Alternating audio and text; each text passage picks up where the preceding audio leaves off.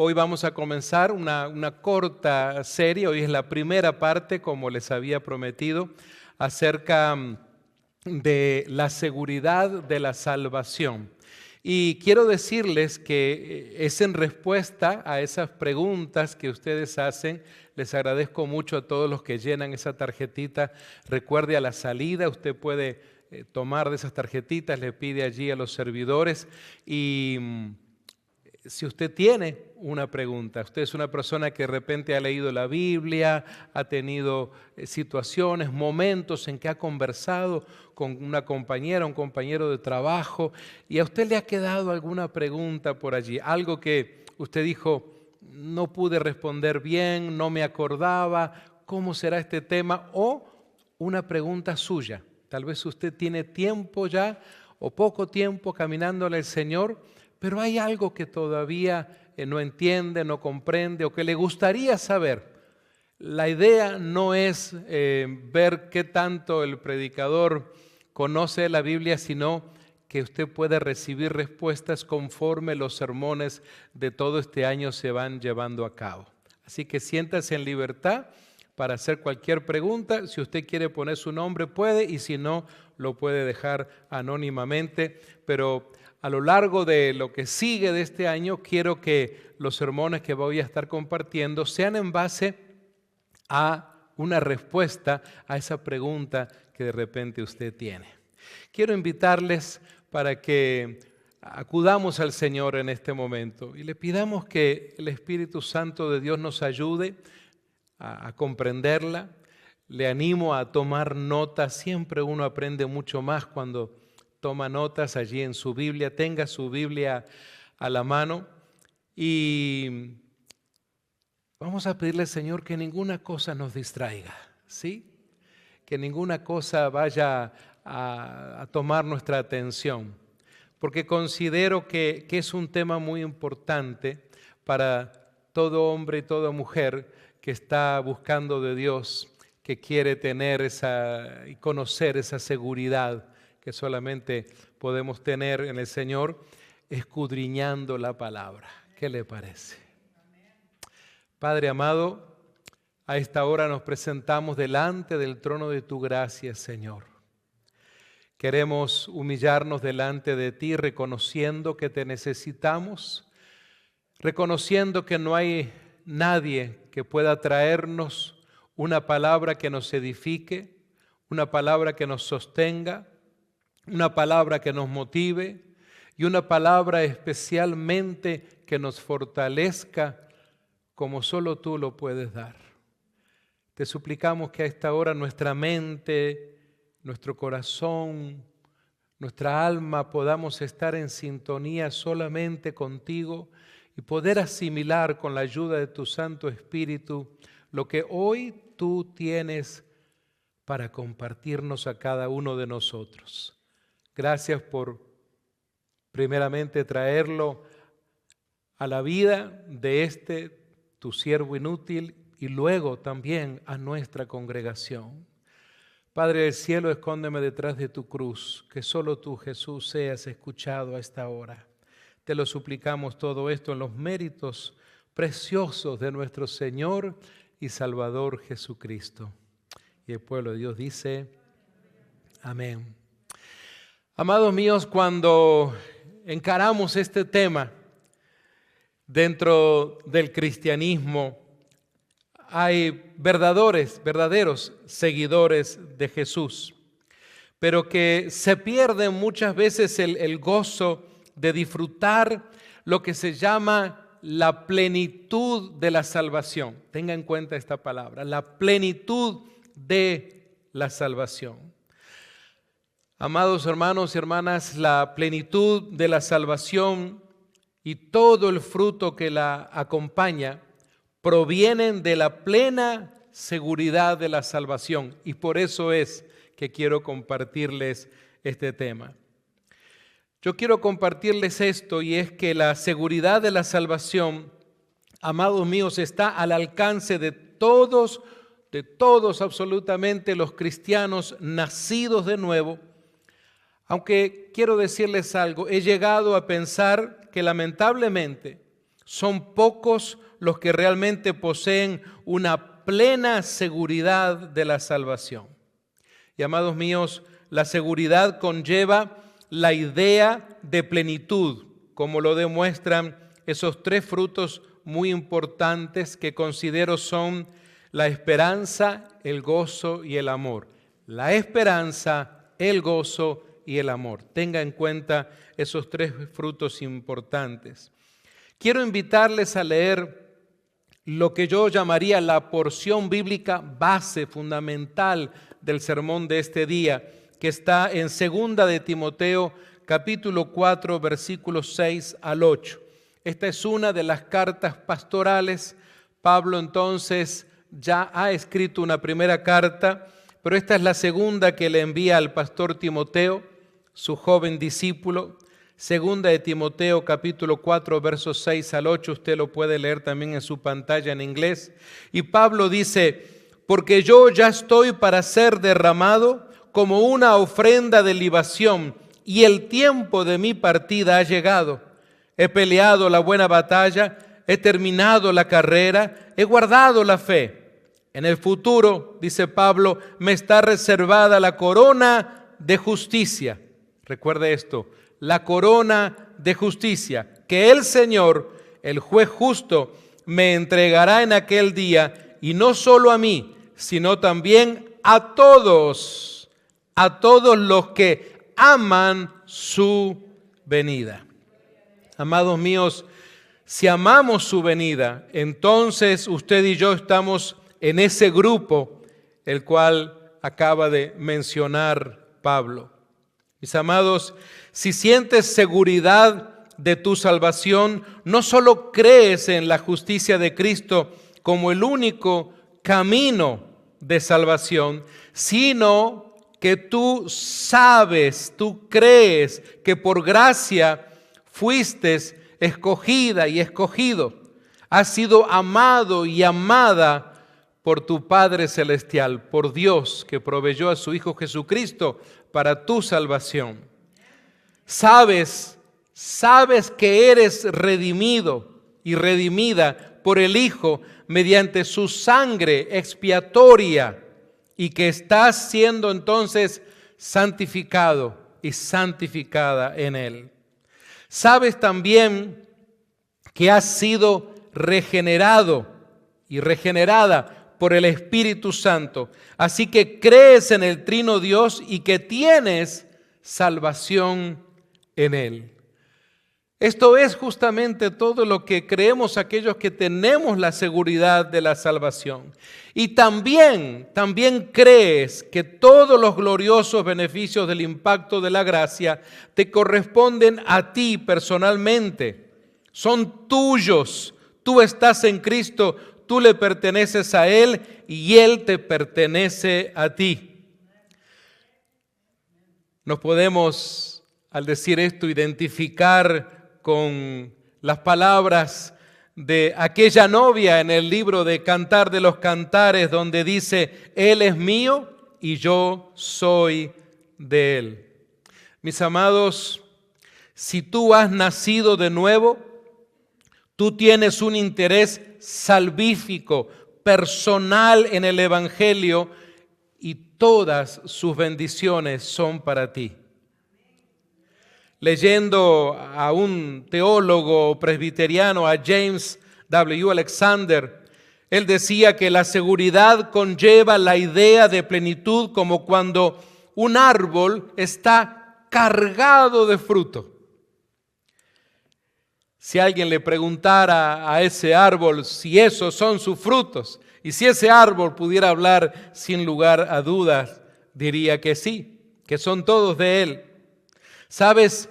Hay un gozo y plena esperanza y pleno amor y plena fe y seguridad cuando caminamos en Cristo. Amados míos, la seguridad de la salvación personal, o mejor dicho, la seguridad de la salvación es personal y es también libertad de la culpa del pecado. Es gozo, es un gozo real en tu relación con nuestro trino Dios. Cuando tengo la seguridad de la salvación, amados míos, tengo también un fuerte sentido de pertenencia a la familia de Dios. ¿Sientes eso? ¿Te sientes parte de la familia de Dios o te sientes una extranjera o un extranjero cuando te reúnes en el cuerpo de Cristo? Pensemos en esto. ¿Cuáles son esos frutos de los cuales estoy hablando este día? Una relación íntima con Dios, una confianza, tal vez usted se va a sorprender, pero le llamamos una confianza infantil. Tal vez usted dirá, no, pastor, yo soy una persona adulta, yo soy una mujer, un hombre adulto, eso no es para mí, vaya a la iglesia infantil a hablar de eso. Pero créame, estamos hablando verdaderamente de una confianza infantil, así muchas veces lo conocemos. Y usted dirá, ¿pero por qué? Piense en esto, piensa en tus nietos, piensa en tus hijos. Ellos te creen a ti, lo que tú les dices, lo que tú les enseñas. Realmente vemos que los niños ponen esa confianza, no andan argumentando las cosas que les enseñamos. Porque justamente en esa etapa infantil, ellos creen en usted. Usted es su papá, su mamá, o usted es su abuelita, su abuelito, o su papá o su mamá de crianza probablemente. Así que ellos no andan cuestionando. Realmente cuando vamos creciendo parece ser que hay una determinada edad que es la de la adolescencia. Yo no sé si algunos de ustedes han tenido adolescentes en su casa. Nosotros los tuvimos, 4 adolescentes. Ya no hay adolescentes en la familia, pero la adolescencia es otra etapa. Que ahí sí cuestionan. Ahí sí. Y lo que dicen los amigos a veces es más importante que lo que papá o mamá dicen, porque son los amigos. Pero sin embargo estamos hablando de esa confianza infantil, de esa obediencia voluntaria también. Y sobre todo, amados míos, esa sed de Dios, ese hambre de Él, ese gozo inefable, esa paz de Dios y el anhelo de glorificar a Dios al cumplir la gran comisión. ¿Estás viviendo, estás sintiendo eso en tu vida y en tu corazón?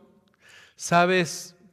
La seguridad anticipa con gozo y en oración la renovación de todas las cosas en sujeción a lo que llamamos una esperanza eterna, algo que recién estábamos cantando. Amados míos, los creyentes seguros, los creyentes que tienen la seguridad de la salvación, ven el cielo como su hogar y anhelan la segunda venida de Cristo y su traslado a la gloria. ¿Tiene usted ese anhelo? ¿Siente usted ese deseo? ¿O tiene problemas con eso? ¿O es usted de las personas que de repente dice, ay, que se espere tantito, todavía no, que no ocurra ahora, que ocurra dentro de unos años? Mis amados, los creyentes debemos tener ese anhelo en nuestra vida, en nuestro corazón.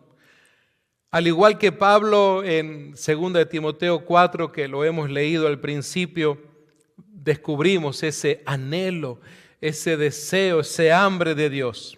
Tal vez puede ser cristiano sin tener esta plena seguridad de la salvación, me dirá alguien, pero ¿quieres saber algo? Tu testimonio de Cristo va a ser muy pobre. Verdaderamente que sí.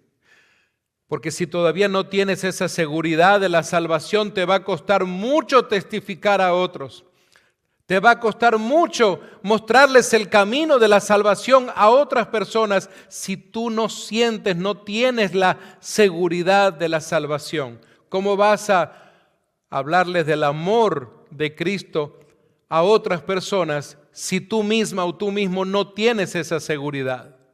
Así que entonces, amados míos, para vivir la vida cristiana de una manera robusta y bendecida, necesitas tener la seguridad de la salvación.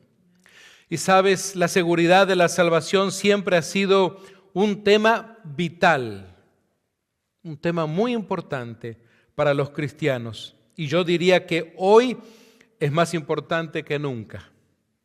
Creo, porque usted me preguntará, bueno, pero ¿por qué cree eso? Bueno, creo que estamos viviendo en un tiempo de mínima seguridad, no de máxima seguridad. Escuchando al doctor Beck, él decía que el problema hoy es que mucha gente no se da cuenta de que no tienen una seguridad. Ellos confunden seguridad con fe y dicen, bueno, parece que tengo algunas marcas de la fe, así que debo tener seguridad de la salvación, porque la fe es confiar en el Señor. Pero amados míos, en realidad la fe tiene la semilla de la seguridad. La semilla de la seguridad está dentro, pero cuando hablamos de la seguridad de salvación, no estamos hablando de una pequeña semilla de seguridad. Estamos hablando de la flor completa. Comento esto a manera de ilustración, porque estamos hablando de los gloriosos frutos de la gracia salvadora. Entonces, el deseo de tener comunión con Dios, de anhelar la gloria de Dios, de anhelar el cielo e interceder por un avivamiento, eso es tener seguridad de la salvación. ¿Anhelas un deseo así? ¿Anhelas un avivamiento en tu iglesia, un avivamiento en tu vida? ¿Anhelas el cielo? ¿Anhelas la gloria de Dios? Porque esas sí son marcas de la seguridad de la salvación. Estas cosas parecen estar menguando hoy en día en muchas iglesias y también en muchos corazones de los cristianos. Pero amados míos, donde hay plena seguridad, estas cosas están vivas, no están muertas, porque hay entonces plena seguridad. El problema está en lo que sucede cuando el énfasis de la iglesia está en la felicidad terrenal que termina como eclipsando, vamos a decir, su convicción de que andamos de paso por este mundo en nuestro camino hacia Dios y a la gloria. Cuando tenemos la seguridad de la salvación, sabemos verdaderamente que estamos de paso, que nuestra vida eterna no va a llevarse a cabo aquí. Amén. Necesitamos una doctrina bíblica de la seguridad. Cada cristiano necesita asimilar a esto. Hoy, este problema de la seguridad es incluso agravado por nuestro énfasis cultural en los sentimientos, porque somos muy basados en los sentimientos muchas veces. Lo que sentimos a menudo se impone sobre lo que sabemos y lo que creemos. Y esa actitud, amados míos, se ha infiltrado poco a poco en la iglesia cristiana universal, más de lo que nos damos cuenta. Hoy, por ejemplo, el dramático crecimiento de los movimientos carismáticos en todo el mundo se puede atribuir en parte a un cristianismo, digamos, formal y sin vida. Pare de sufrir, Dios está aquí, y todos esos movimientos que los preceden. Pues el movimiento carismático, como el movimiento de la prosperidad, como también el falso movimiento progresista, ofrecen a la gente una satisfacción que es muy emocional, nada más. Hay mucha excitación para llenar el vacío creado por la falta genuina de la seguridad de la salvación y de sus frutos, o porque tal vez no se ha estado predicando y enseñando como corresponde. Hoy, queridos hermanos y hermanas, necesitamos desesperadamente un profundo conocimiento doctrinal bíblico junto con una vibrante vida de santidad, porque tu vida de santidad está estrechamente ligada a tu seguridad de la salvación. Y es por eso, amados míos, que me gustaría compartir en este sermón por lo menos unas 7 razones sobre la seguridad de la salvación. Espero que usted pueda tomar nota y espero que puedan ser de mucha ayuda para usted ante el tema que hoy estamos tratando. La primera razón que deseo compartir con ustedes es que nuestro entendimiento de la seguridad determina la firmeza de nuestro entendimiento de la vida espiritual, que puede ser un tanto, déjeme llamarlo así, un tanto ortodoxa en muchas áreas, pero estar errada en su comprensión de esa doctrina clave en las Escrituras. Mucha gente hoy abraza lo que a menudo llamamos, y esta es una palabra tal vez nueva que usted va a escuchar, muchas veces llamamos credulismo fácil o alguna forma de presunción por el asunto de hablar de lo que se cree. Creen que porque pasaron al frente, levantaron la mano, firmaron una tarjeta en alguna reunión cristiana, que tal vez eso ya los hizo cristianos y no importa si no hay frutos en su vida. Estas personas van domingo a domingo a la iglesia, pero su corazón realmente está en el mundo, porque están engañados, se han autoengañado o los han engañado con eso. Ahora nosotros hemos utilizado estas estrategias también de dar la tarjeta y eso porque necesitamos obviamente darle seguimiento a las personas que van aceptando al Señor para que luego comiencen el proceso de discipulado como lo demanda el Señor Jesús en la gran comisión. Pero es haber puesto tu nombre, tu apellido en esa tarjeta, eso no quiere decir que te da como un ID o una credencial para que tú salgas al mundo a decir, ya está. Ya soy cristiano porque fui a tal o cual iglesia y llené allí una tarjetita. No, no es así. Ellos piensan muchas veces que son cristianos e incluso dirán que tienen seguridad de su salvación, pero no tienes que preocuparte, dicen muchas veces ellos, no tienes que preocuparte por mí. Yo levanté la mano cuando tenía 8 años en una reunión de la iglesia y hasta disfrutan muchas veces escuchar las promesas del Evangelio que son predicadas en su iglesia.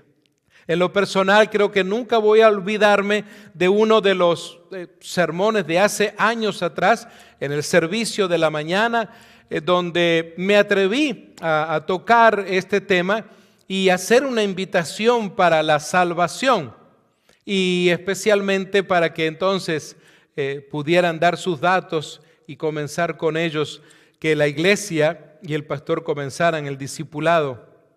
Aquel día fue un hermoso servicio, todo terminó bien.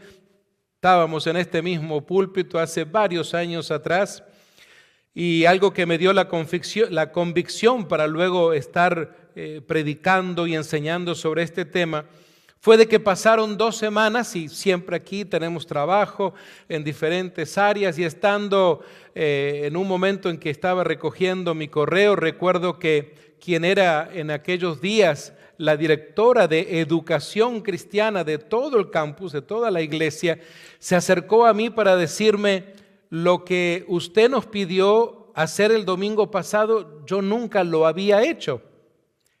Y yo estaba pensando, o mejor dicho, hacía ya 2 semanas, a veces no me acuerdo ni lo que prediqué ayer, no, sí me acuerdo, pero quiero decir, estaba con 2 semanas y digo, bueno, a ver, ¿a qué te refieres?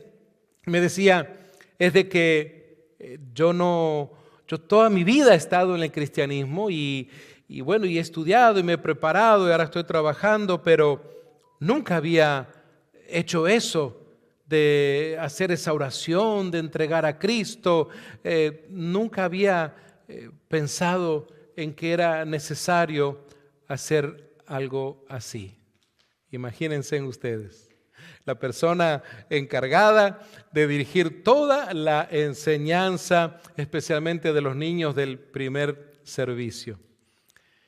Porque claro, se había quedado con aquello que de muy niña había levantado su mano, había aceptado a Jesús, incluso hasta se había bautizado siendo a la edad de 11 o 12 años, pero ahora entonces la palabra la había desafiado de esa manera. Muchas veces hay cristianos que participan de los sacramentos, se envuelven en algunos ministerios, hacen buenas obras para sus vecinos y llevan una vida moral decente, pero, y aquí viene algo muy interesante que encontré mientras Jesús predicaba en el Sermón del Monte. Yo sostengo que muchos son probados por las bienaventuranzas. ¿Saben? No son pobres de espíritu en sí, no se lamentan por el pecado, no son mansos y sumisos ante Dios, no tienen hambre ni sed de justicia. Tal vez usted se pregunte, ¿y todo eso de dónde sale? Pues salió del corazón, de los labios del Señor Jesús.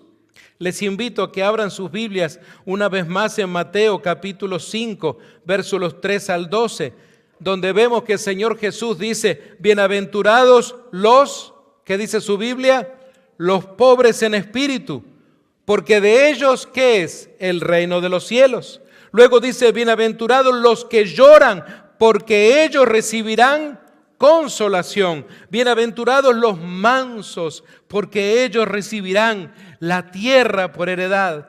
Bienaventurados los que tienen hambre y sed de justicia, porque ellos serán saciados. Bienaventurados los misericordiosos, porque ellos alcanzarán misericordia. Bienaventurados los de limpio corazón, dice Jesús, porque ellos verán a Dios. Bienaventurados los pacificadores, porque ellos serán llamados hijos de Dios. Bienaventurados los que padecen persecución por causa de la justicia, porque de ellos es el reino de los cielos. Y dice el Señor Jesús en el versículo 11, bienaventurados sois cuando por mi causa os vituperen y os persigan y digan toda clase de mal contra vosotros mintiendo. Y termina esta parte de su predicación Jesús diciendo, gozaos y alegraos, porque vuestro galardón es grande en los cielos, porque así persiguieron a los profetas que fueron antes de vosotros. Qué interesante es lo que Jesús nos está enseñando desde el Sermón del Monte. Cuando el Sermón del Monte te prueba, cuando tú lees estas bienaventuranzas, ¿cómo te sientes al respecto? ¿Sientes que estas son bienaventuranzas que tratan contigo? Muchas veces los creyentes que aún no gozan de la seguridad de la salvación tienen un conocimiento, permítame decirlo así, como intelectual del Evangelio, pero no han nacido de nuevo, no son nuevas criaturas. Muchas veces Cristo no es el principal tesoro en sus vidas, no es lo que más les motiva. Muchas veces ellos no han experimentado lo que significa volverse desventurado y miserable y pobre, ciego y desnudo ante un Dios santo y justo. Tampoco han experimentado hallar su vida fuera de ellos mismos en Cristo y tener un cambio verdaderamente revolucionario en sus vidas. Amados míos, hay personas que afirman que nacieron de nuevo, basados en algunas respuestas tal vez o muy emocional, tal vez algún fogoso sermón, pero diluido, con un diluido evangelio o con una invitación nada más. Pero ellos también saben poco de convicción de pecado, afirman el perdón sin arrepentimiento y eso no puede llevarse a cabo. No puede haber perdón sin arrepentimiento. Solamente será algo superficial. Solamente serán palabras vanas.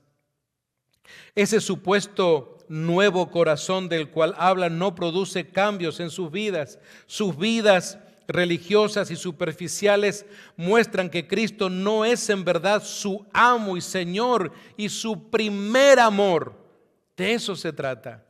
Cuando tienes la seguridad de la salvación, tú no tienes ninguna duda en declarar que Él es tu Señor, que tú le perteneces a Él, que Él es tu amo, que tú le obedeces. No tienes dudas al respecto.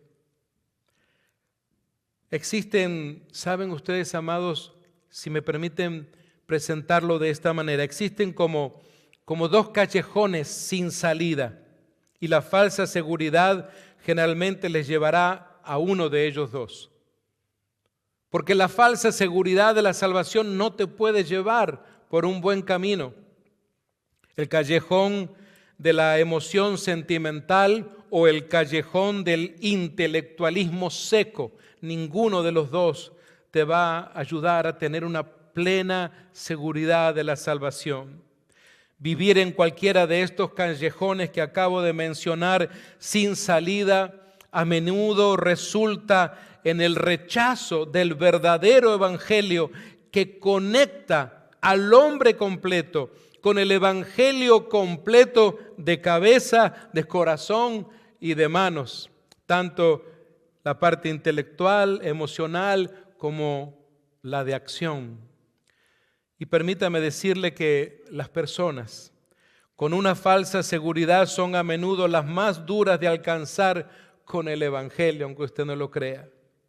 Leyendo, por ejemplo, lo que decía el célebre teólogo inglés Jonathan Edwards, dijo, en medio del gran despertar, del gran avivamiento que hubo en Inglaterra, él dijo que de los cientos de personas que vio salvadas, no podía pensar en una persona que se creyera salva, pero que al mismo tiempo no estaba viviendo la vida cristiana y que luego se desengañara y se diera cuenta de que estaba perdido delante de Dios y entonces genuinamente se convirtiera a Cristo. Interesante las cosas que ocurrían aún en un avivamiento tan grande como sucedió en la antigua Gran Bretaña. Amados míos, cuando la gente cae bajo una falsa enseñanza y creen que han sido salvadas por motivos falsos, luego es difícil, muy difícil hacer que se den cuenta de que tienen una falsa seguridad. ¿Saben? Jesús insinuó eso y Él dijo, en aquel día me dirán, Señor, en tu nombre hicimos esto y aquello, y Él les dirá, nunca los conocí. Permítanme citar el pasaje de Mateo capítulo 7, a partir del verso 21. Él dice, no todo el que me dice, Señor, Señor, entrará en el reino de los cielos, sino el que hace la voluntad de mi Padre que está en los cielos. Muchos me dirán en aquel día, Señor, Señor, ¿no profetizamos en tu nombre? Y en tu nombre echamos fuera demonios, y en tu nombre hicimos muchos milagros. Y en el verso 23 dice la declaración de Jesús, nunca os conocí, apartados de mí, hacedores de maldad. Amados, una doctrina errada y la vida de pecado que fluye de esa doctrina errada termina, yo diría, matando a decenas de miles de personas engañadas. Por eso es crítico que entendamos bien la doctrina de la seguridad de la salvación. Así que hoy, amados míos, vivimos en una época de no solo el crudelismo fácil, es decir, de tener creencias simples, sencillas, sino también de una seguridad fácil. Las dos cosas, la creencia fácil, la seguridad fácil. La gente dice tener seguridad, pero no tienen fundamento. Tú no puedes tener seguridad de la salvación sin el fundamento. Es como este edificio no podría estar en pie si no tuviera aquí abajo un fundamento. No estaba aquí cuando lo levantaron en esos días, pero pude ver las fotografías de cuando se comenzó las excavaciones y cuando se hicieron toda la estructura de hormigón armado que hay aquí debajo para que usted pueda estar dentro de este templo y no se le venga abajo las paredes ni el techo, porque hay un fundamento. Lo mismo sucede en nuestra fe y en nuestra seguridad de la salvación. Usted debe tener un fundamento, si no, fácilmente entonces alguien podrá desviarle a usted, podrá desafiarle en su creencia, en su fe. Y si usted no tiene fundamentos, no va a poder, no digo solo contrarrestar eso, sino que se va a sentir amedrentada o amedrentado y va a quedar así como en vergüenza, inclusive a veces pensando que la otra persona tal vez tenga la razón. El otro lado del problema, ¿sabe? El otro lado del problema es que una visión falsa también puede impedirnos tener seguridad cuando deberíamos de tenerla. Por eso, amados míos, he estado compartiendo recientemente con ustedes acerca de la misión y la visión de la iglesia. Algunos hijos de Dios son muy escrupulosos en su conciencia y abrazan un tipo de credulismo difícil, buscando evidencias irreales que no tienen derecho a esperar. A menudo se miran más a sí mismos y sus obras más que a Cristo y las promesas de Dios. Como que se paran delante del espejo para apreciarse mutuamente, pero no miran a Cristo.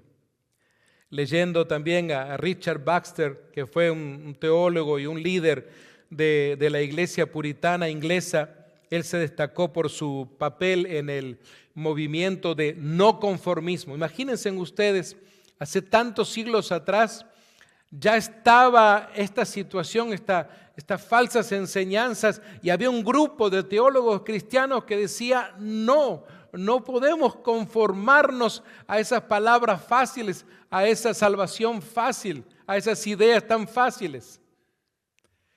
Y entonces Baxter decía que es cierto que debemos autoexaminarnos. De hecho, es lo que propone en 1 Corintios el apóstol Pablo, allí en el capítulo 11.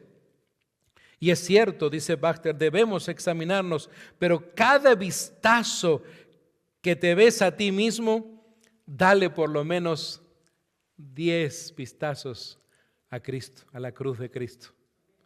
Cada vez que te mires al espejo a ti misma o a ti mismo, mira la cruz. Pero estas personas a veces no hacen eso. Ellos mismos son su mayor impedimento para alcanzar la seguridad de la salvación, porque se miran a sí mismos y creen que todo está bien. Aquellos con una correcta comprensión de esta seguridad evitarán tanto el credulismo fácil como el credulismo difícil. Por un lado, la seguridad no se verá como un beneficio fácil y automático, sin una evidencia sólida y bíblica de la fe operando en sus vidas.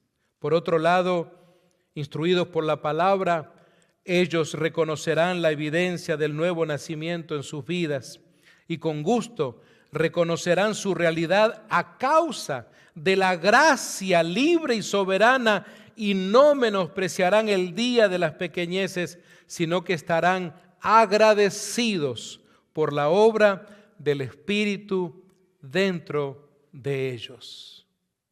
¿Cómo se siente usted? ¿Cómo aprecia usted? ¿Sabe? Es crucial que nuestra seguridad pueda pasar la prueba de la firmeza de la fe en la vida, incluso si nos aflige cada día que la cantidad de evidencias de las marcas de la gracia en nosotros es mucho menor de lo que deseamos. Porque a veces puede ser que tú descubras que no hay tantas evidencias de la gracia del Señor en tu vida y comienzas a batallar, a luchar con esa realidad, pero eso no debe de robarte la seguridad de la salvación. Hay una segunda razón, si nos alcanza el tiempo, y es que la seguridad es inseparable de la paz y el consuelo del Evangelio. Esto es bien importante. Si leemos, y son tan amables, Romanos capítulo 5, versículos 1 al 3, nos enseña que la seguridad que somos justificados de todo pecado por Cristo es necesaria si vamos a experimentar grandes dimensiones de paz, de gozo y esperanza en nuestras vidas. Les animo a que leamos el pasaje juntos, Romanos 5, 1 al 3. Y dice claramente aquí, justificados pues por la fe, tenemos paz para con Dios por medio de nuestro Señor Jesucristo, por quien también tenemos entrada por la fe a esta gracia en la cual estamos firmes y nos gloriamos en la esperanza de la gloria de Dios. Y no solo esto, dice Pablo, sino que también nos gloriamos en las tribulaciones, sabiendo que la tribulación produce paciencia. Por eso que al final Thomas Brooke, que fue un pastor inglés, tituló su gran clásico sobre la seguridad y le puso el cielo en la tierra. Qué paz y qué gozo, qué seguridad hay en tu vida en este momento, en la tuya y en la mía. Cuando sé que le pertenezco a Dios y que Él me pertenece a mí. ¿Cómo puede decir esto? Podemos invocarlo con la libertad consciente de que Él es mi Dios y mi Padre, que lo amo, porque Él me amó primero.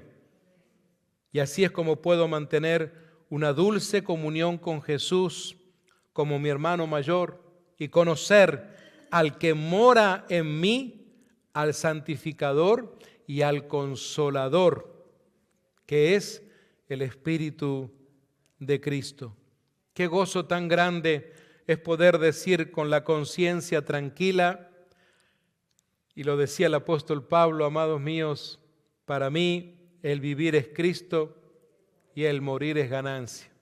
Y para algunos en aquella época las palabras de Pablo sonarían a locura, sonarían a algo extraño, algo raro. Pero esto no significa que los cristianos con seguridad de la salvación no tendrán momentos de dolor por el pecado, dificultades, dudas. Claro que tendrán luchas también, ya que estamos aún en el mundo. Pero amados míos, la Biblia es bastante clara en los Salmos y en otras partes de que aún los creyentes seguros, a veces tienen dudas y temores, particularmente cuando ciertas circunstancias o pruebas llegan a sus vidas.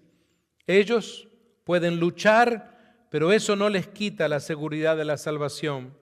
Pueden fluctuar, pero la seguridad tiene sus altas y sus bajas, pero no pueden ser removida totalmente jamás. Quisiera que estas dos razones pudieran quedar aquí para nosotros y pensar en estos últimos minutos. ¿Cómo estás analizando, digiriendo esto de la seguridad de la salvación? Porque recuerda, les dije que es algo personal. Mi seguridad no puede venir por el hecho de que mi abuelita es cristiana, o mi mamá o mi papá es cristiano, o porque pertenezco a una familia cristiana, o porque nací en una familia cristiana.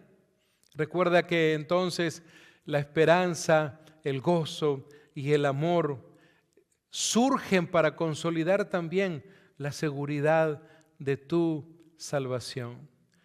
Quiero invitarte para que hoy tú comiences a permitir que el Espíritu Santo te vaya redarguyendo y te vaya ayudando en esta idea de la seguridad de la salvación. Porque, amados míos, cuando las personas a veces abandonan el camino del Señor, cuando en algunos momentos pregunto en las iglesias que a veces visito por tal o cual persona, después de haber estado allí 2 o 3 años atrás, y me dicen, no, ya no está entre nosotros.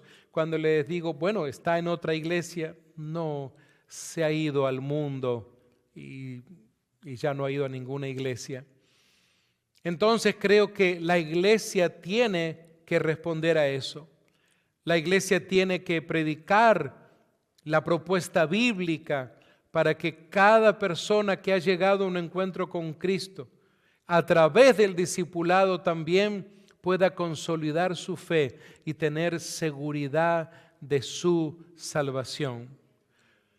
Porque a nuestro enemigo a veces le ha ido muy bien tratando de sembrar semillas capciosas en la mente de aquellos cristianos y cristianas, en donde ha puesto dudas acerca de su salvación. Y ese es el objetivo número 1 que persigue nuestro enemigo. Él no puede borrar tu nombre del libro de la vida, claro que no, pero sí puede molestarte, sí puede intentar sembrar dudas. Recuerda que la actividad de nuestro enemigo es siempre hecha con la misma que hizo en el Edén, con astucia. La astucia no la ha perdido, y con esa astucia pretende entonces que los hijos y las hijas de Dios no estén seguros de su salvación. ¿Para qué? Para que no testifiquen, para que no ganen almas, para que no acompañen a nadie a un encuentro con Cristo, para que no inviten a nadie a una iglesia porque ellas o ellos se sienten inseguros aún.